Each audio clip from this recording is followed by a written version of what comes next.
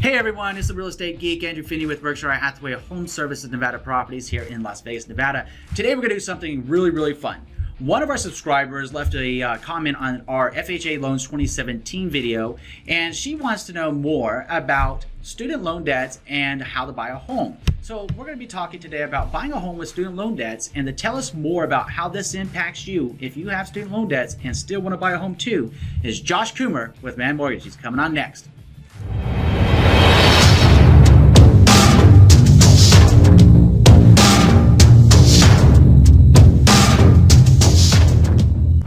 Josh, thanks for coming by the office today and tell us more about how to buy a home with student loan debts. Yes, of course. What are the updates? So TXB4U, what we said on the front side there, left us that wonderful comment about student loan debts. Tell us how it impacts FHA, VA, and conventional, and anything else we need to know. Absolutely. Well, thanks for having me down here, Andrew, and thank you for your comments and letting us know what you wanted to see. That's amazing. I love that. So I'm going to talk about student loan debts. First, because this was off the FHA, I'm going to touch on FHA first, but I've also expanded that a little bit out to talk about VA and conventional loans as well. So talking about student loan debts with an FHA loan.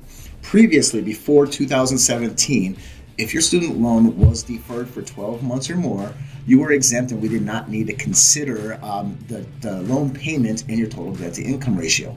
FHA has updated their guidelines for 2017, and now this is how they want us to do it. So if a payment is reflected on the credit report and it is greater than 1% of the balance, we would need to use the higher amount in your total debt to income ratio. So just to stop you real quick on that one, to further explain it, you're saying 1% of the balance. So if you have a $100,000 student loan debt, then you're going to have to calculate actually 1% of that, so $1,000 a month. Absolutely. Towards a debt to income ratio to qualify. So FHA has updated that. I know a lot of people are on income-based repayment plans, things like that, which are considerably less payments. FHA has went away, and we have to use the 1%, or a fully amortized payment on that, which we would have to get the paperwork from your loan servicer on the student loan showing that it's a fully amortized payment. Great. That's kind of how they looked at that. So they made it a little more difficult to qualify on an FHA loan. Okay. So on VA, I'll touch on that a little bit. So on VA, they kept it in place to where if the student loan debt is deferred for 12 months or more, then you're exempt. You don't need to use that in your total debt to income ratio. However, if it is not deferred for 12 months or more, they have a completely different calculation that they want you to use for a payment. What is that one? So we'll use an example. So they want to use 5% of the outstanding balance and divide that number by 12 months to come up with a payment. So if we had, say, a $25,000 student loan debt, we take that by 5%, which is $1,250. We divide that by 12, which gives us $104.17 a month as far as a payment that we are going to use for you. So that is a little bit different calculation than FHA at the 1% of the total and just using that payment. They allow us to take the 5% and divide it by 12, which ultimately gives you a lower payment. Right, and I really appreciate you making that distinction. Let's make one more in regards to FHA and VA. Sure. FHA is available to anybody, right? Correct. But VA, you must be an active duty personnel or have an honorable discharge as a veteran, correct? Correct. Okay, I just want to get that clear. Absolutely, so, yes. Sometimes people don't realize that VA only applies to our nation's heroes, in my opinion. Well, spouses are of a military deceased veteran as well. That's right. People that may have benefits connected with the VA. So you're right about that too. Correct. So let's go on. And what else can you tell us about how to buy a home with student loan debt? So student loan debt, FHA, it's a little more difficult. VA has kind of stayed where they're at. Now, Okay. conventional or Fannie Mae, Freddie Mac, and this is the question our viewer had as well, that they're trying to make it easier to qualify with student loan debt, and that statement is accurate. So what are they doing with it then? If conventional financing is trying to make it easier with Fannie Mae and Freddie Mac pushing out those guidelines, of course, what are they doing that's so much different than FHA and VA to make it easier? So where they're different, where FHA is making us use the 1%, has to be a fully amortized payment. Right. It can't be income-based repayment, things like that. On a conventional loan, if there is a payment reflecting on the credit report, which is typical of having the lower payments, for the repayments, we're able to use what's showing on the credit report. Okay. So if there's nothing on the credit report, we go to the 1% of the outstanding loan balance, or we get the fully amortized statement over from the servicer.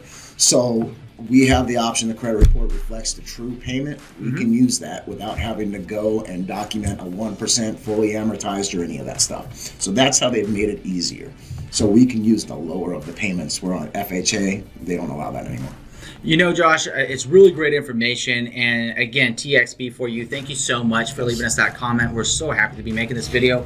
Now, we are giving essentially an overview here. We're talking about 3 different specific loan programs being FHA, VA, and conventional. So if you have more questions about that, definitely reach out to Josh. I'm going to put his information up shortly.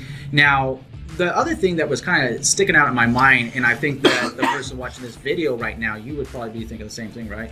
So that question is, okay, Josh, all of that's well and good, but what can you tell us about minimum credit score requirements? Is there like a general minimum credit score requirement for buying a home with a student loan debt, or you know, what is it exactly? Does it can you get the minimum, is it just like the program requirements for FHA, VA conventional minimum credit score, or is there like a whole new type of requirement here because of the student loan debt? No, so the student loan is a guideline within the loan program itself. Oh, okay. So it doesn't stipulate specific credit scores if you have student loan debt. So FHA, we go down to a 580. Same thing with VA, and conventional to a 620.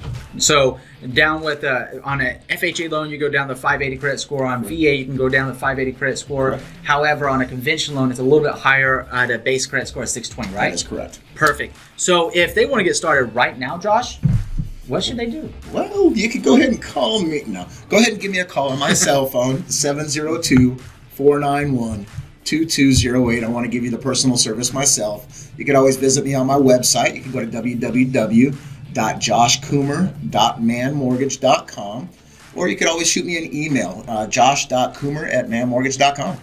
Great, Josh. I really appreciate you coming by. And as always, if you enjoy this real estate geekness, please go ahead and take a moment to subscribe now at that red subscribe button and like and share. Thank you so much, and enjoy an amazing day. Thank you. Hey, thanks so much for watching our channel. If, just like TXB for you, if you have any comments or suggestions, please leave them in the link below. For now, if you haven't already subscribed, please go ahead and subscribe here and check out our other FHA playlist here and what YouTube is saying that you might like next. Thank you so much for watching, and enjoy an amazing day.